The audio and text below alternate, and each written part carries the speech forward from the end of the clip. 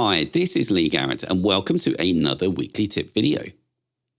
Now recently in show 1281 I covered the new version of Bear 2.0 and the new features that came with it.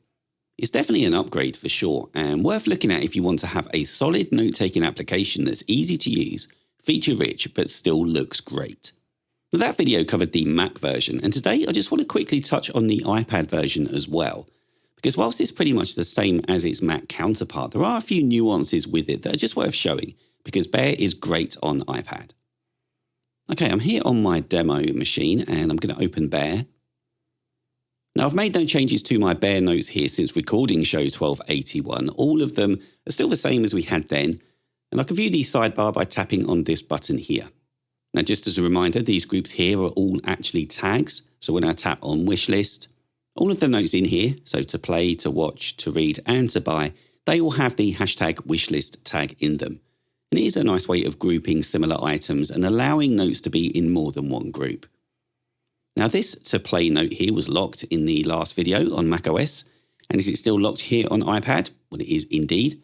It knows I'm on a new device and I can enable Face ID to unlock the note in the future. So all I need to do is tap to enter the password that I set on macOS, and the note is unlocked. Now I'll show you how to lock notes individually on iPad a little bit later.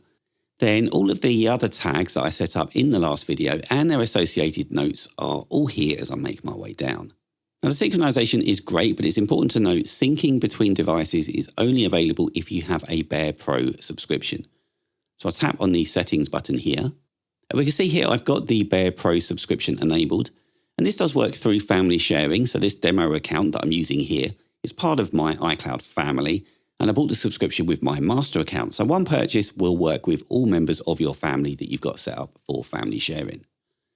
Then I come down here into sync, and you can enable or disable iCloud sync here, and it tells you when the last sync took place as well.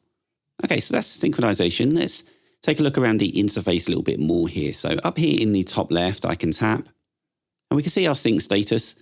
We can change the theme, back up all of our notes.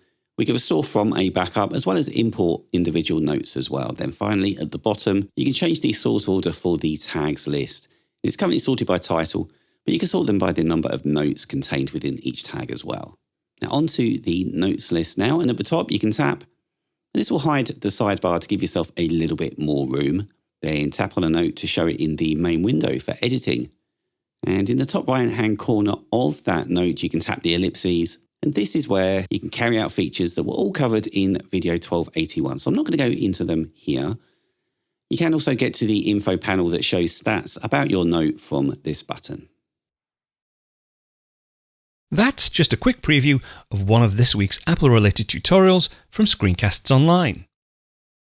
Screencasts Online is your premium source of Apple-related video tutorials. All of our members get access to brand new, up-to-date tutorials each week, as well as unlimited access to our entire video archive full of Mac and iOS related tutorials. You can stream and download all of our videos on your Mac, iPad and iPhone, and even your Apple TV using the members-only Screencasts Online Apple TV app. Membership also includes a complimentary subscription to the digital Screencasts Online monthly magazine, published each month and packed with videos, articles, reviews, as well as hints and tips covering all aspects of the Mac, iPad, iPhone, and all of the other fantastic Apple products. So, if you're ready to start getting the most out of your Apple devices, visit screencastsonline.com today and become a Screencasts Online member.